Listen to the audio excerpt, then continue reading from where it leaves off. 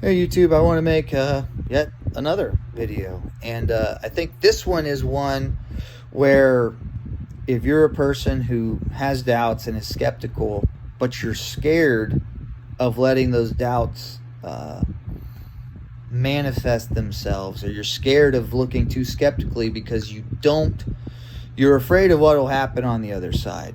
I think a common weapon that is, or a common argument that's weaponized by theists from whatever theology you're having your doubts in, they'll basically say, well, once you leave, life has no purpose. You're purposeless. You're listless. You'll be like a bag of trash, floating on the breeze, bouncing from trash heap to trash heap, and your life is meaningless, and you're meaningless, and it's all dark and abysmal. And I would strongly refute that. I think, if anything, the realization that this life, or if you choose to realize that this life is all that we have, if anything, gives you an added purpose.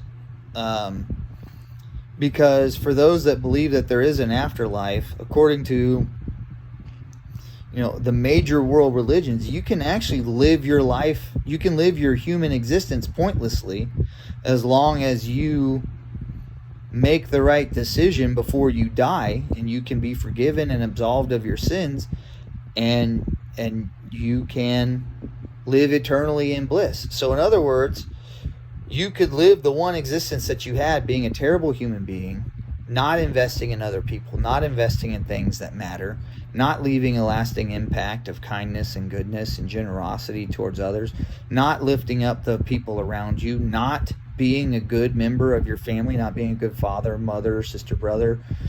You could be a terrible human being, but you could get one thing right and you could live for eternity. Whereas, conversely, and I talked about this in my Pascal's Wager, what if this is the only life that you have? And if you happen to believe that it is the only life you have and you don't have an eternity, you actually have much more motivation to get it right now.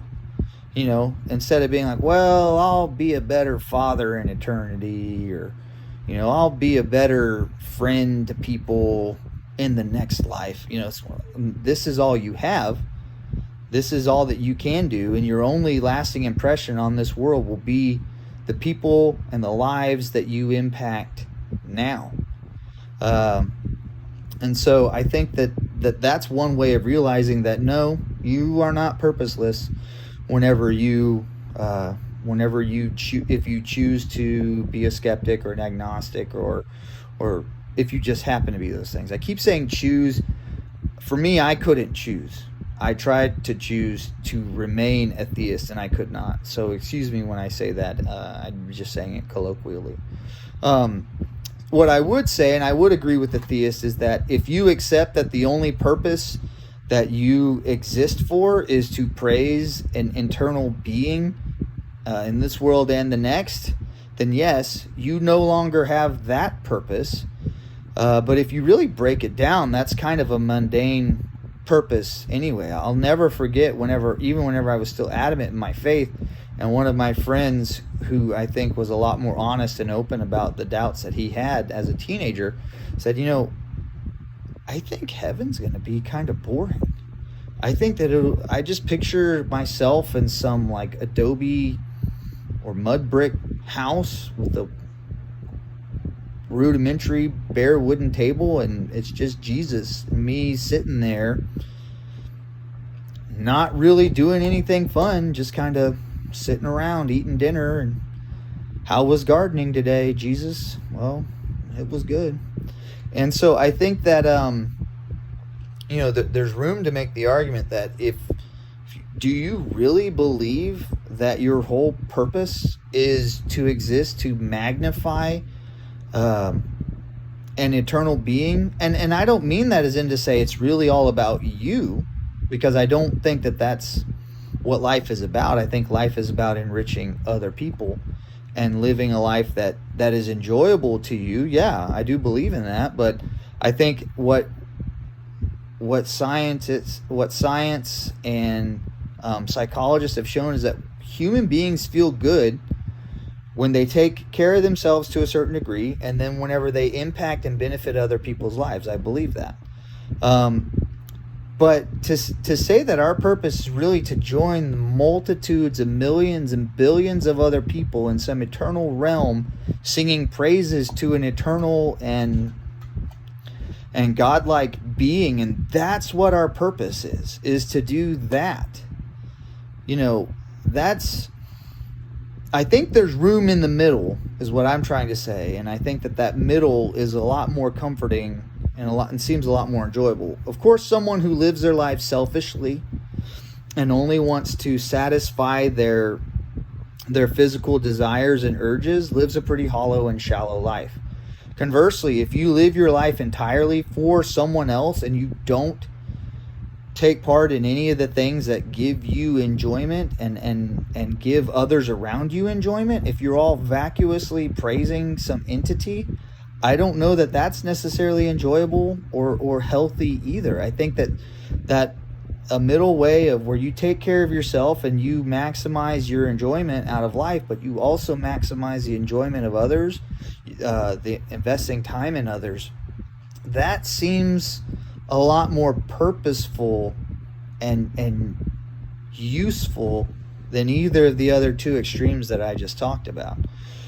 So in other words, I remember thinking when I first struggled with doubt that if I couldn't get myself straight and I couldn't believe in God, then everything was just a hollow, vacuous hole where nothing mattered but, some sort of Hobbesian world where it's just dog eat dog and evolutionary, survival of the fittest. And if I can take something from you, then I will. I think that something that's interesting is that actually, the more you learn about evolution, you realize that evolution doesn't just describe how individuals arrived on this planet. As in, it doesn't just describe how one individual cow evolved. It takes into account that there are animals that are social animals. And social animals, especially mammals, tend to display a type of morality that is innate and born into them and is instinctual. Deer will take care of other deer's young should, the mother pass away before the fawn is able to be weaned or has fully developed and fully followed the other deer around long enough to know how not to get eaten by something or killed by a hunter out in the woods or whatever.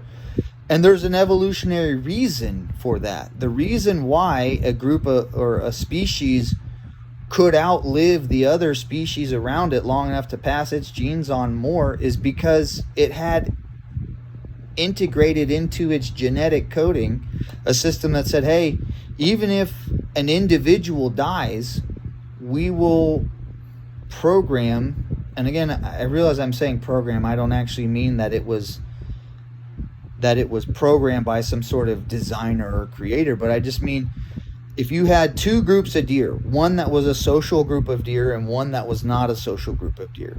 So in the non-social group of deer, if a mother died, her fawn would just pass away because it would not be able to grow to maturity. It would not know how to survive life struggles. It wouldn't know what to do in times of difficulty, and they'd just die. So that population would be a lot more susceptible to not lasting long enough to pass on their genetic code continuously.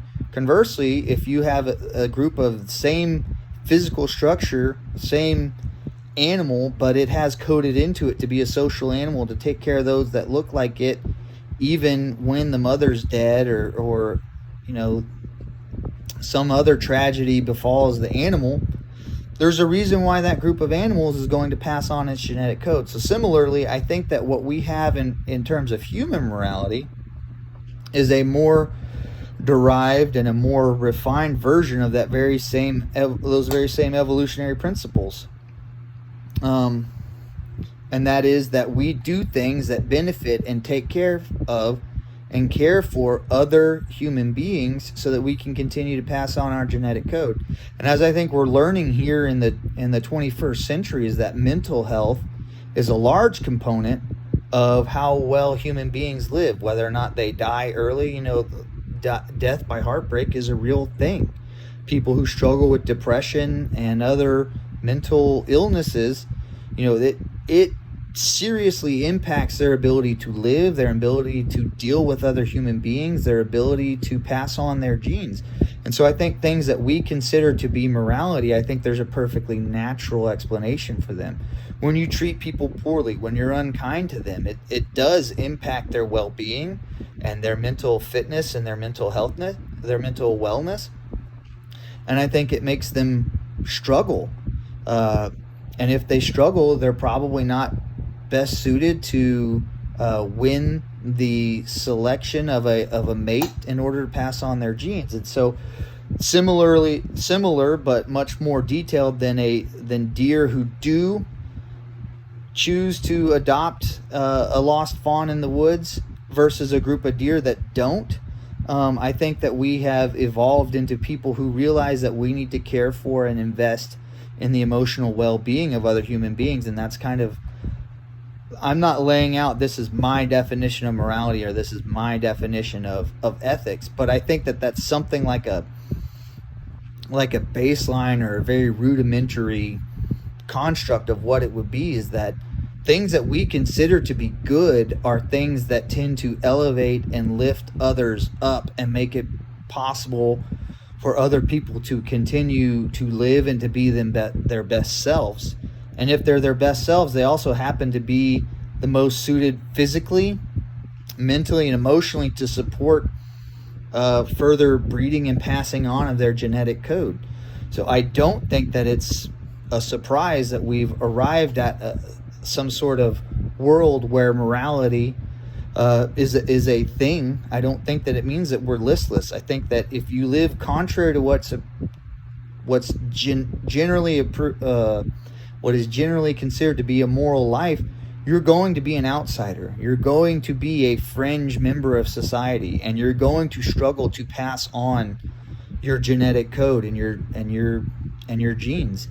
And I think that that's the reason for the morality that we have. Now, that being said, it doesn't sound as nice, especially if you really internalize a lot of your religious beliefs growing up. It doesn't sound maybe as cheerful and meaningful as there's some sort of great eternal being that created us and lovingly made us, and he wanted us to love each other in his image.